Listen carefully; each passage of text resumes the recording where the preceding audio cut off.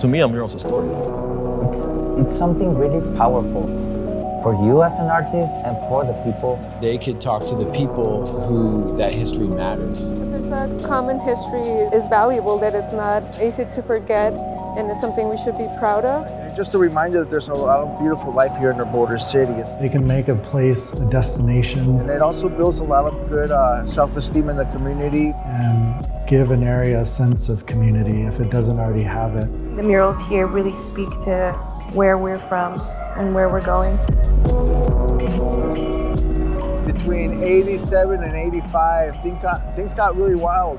Tag banging was in, and this city was completely destroyed, man. I swear, you have no idea how bad it was. We always got confused with people calling the cops on us, thinking that we were tag banging and some kind of gang, and we weren't. We were some kids out of high school, just trying to get some murals going on, on a public area, We were just trying to take graffiti and take it into another direction, It was more like a blank canvas. I started writing graffiti when I was 15 years old, and later that led to becoming a fine artist, graphic designer, and large-scale muralist. Some of the misconceptions of graffiti is that it's not an art form, but pretty much art's just an expression of yourself. It's not for everyone, but it is a legitimate art form. Difference is that graffiti is mostly just letters, and it's about pushing the limits and pushing the style. Murals are more for mass appeal.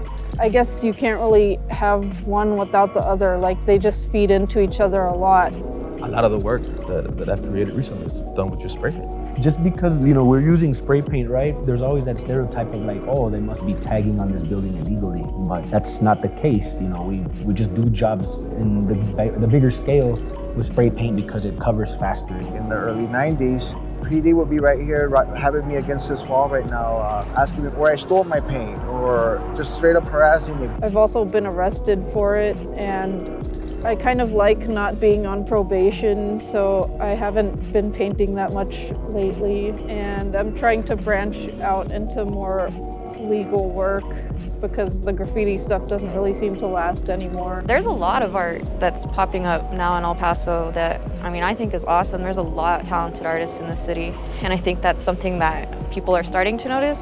I feel graffiti's a part of that now, which is cool. But nowadays, it seems like the city is buying paint for artists to contribute to the beautification of our city, so which is really nice to see, I guess. MCAD being more involved with the community, I think art has more of a voice than it's ever been. Of course, there's a lot more murals and a lot more shows. I call it self-esteem that the city had. Like right now, it's like, I feel like people love El Paso now. It's better than ever, which is good.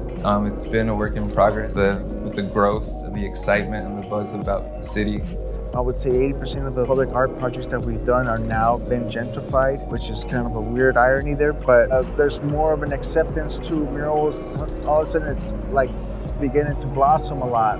It's almost like a rebirth. Right now, I think El Paso's going through like a renaissance, It's gained this momentum that, it's kind of like unstoppable. It's just a lot of creatives are coming out. There's a lot of artists doing their thing, a lot of artists coming out from El Paso that are making it big, The new work in El Paso in muralism, it's a renaissance going here with muralism. It's a lot better. It's a lot more happening now. The artists are working. There are a lot of great artists here in El Paso, so I think it is growing for the better now. Actually, the artists that helped me with the Sunset Heights mural, they helped because they wanted to, and because they love working on murals and they love bringing color to the city.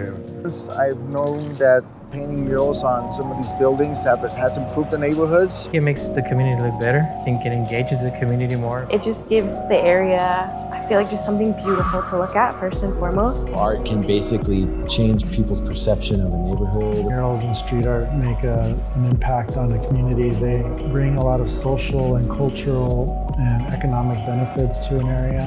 When you paint in a wall in a neighborhood, that neighborhood is not your neighborhood, That wall is not your wall, that mural is not your mural, because at the end, that mural, that piece is from the people, you know, and the people gonna tell you if it's good, if it's not. Because people have to look at that every day where they live, and if you're not considerate of that, it's important to be aware of your surroundings so that the imagery that you portray on a public wall blends in and it's harmonized with the community. The community knows who they are. The community appreciates those murals, appreciate the colors. They feel more comfortable living in the community. So when that person comes home from work and they look at that, they're like, oh man, that really made my day. Que pueda sacar de la rutina a las personas 2 segundos ya es un triunfo enorme, ¿no? Que todos los estratos de la sociedad puedan tener contacto con el arte. It reaches people that are not necessarily familiar with art. It does make a difference putting your stuff out in public versus, you know, just keeping it to yourself or, you know, leaving it to social media or galleries, you know. It's fixed to the wall, but it's pretty much an idea or concept that they're trying to portray in a visual form. I feel like El Paso murals respond to the location that we're in. They definitely represent the border, definitely represent the culture. The depictions of the border tend to be just everyday life, tend to be the individuals that make up this community. It's positive to see everyday life on the border represented in a positive way.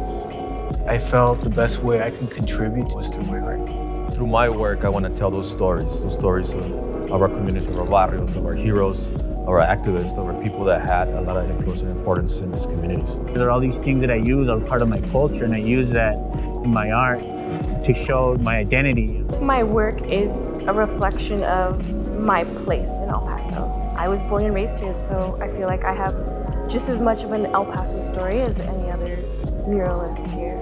There's a lot of things to create, a lot of things to say. I mean, especially now with like all the political stuff going on. The climate for where we are makes the murals of El Paso really unique. Well, when it comes to El Paso and the story of El Paso, it's not like you can just say one story. When we go to schools, art history is not being taught, you know, completely. A lot of what I want to say, you know, reminders of a community of who we are.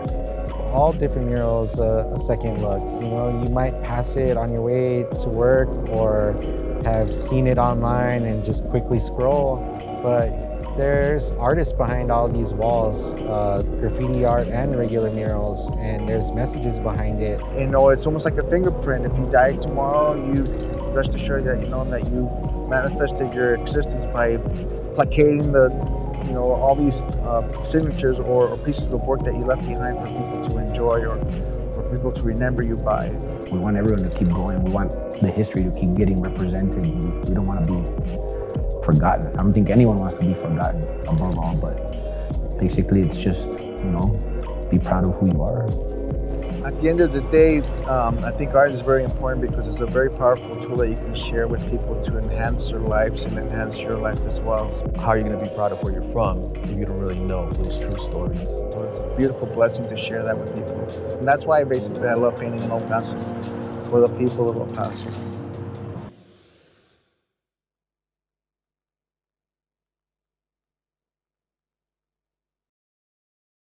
Only in El Paso is produced by KCOS, El Paso PBS, in collaboration with local filmmakers.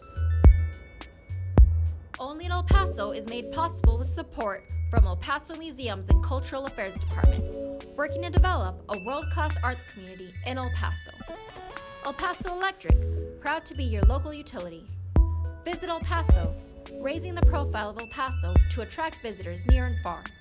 And PBS Digital Studios, original content that explores science, arts, culture, and beyond.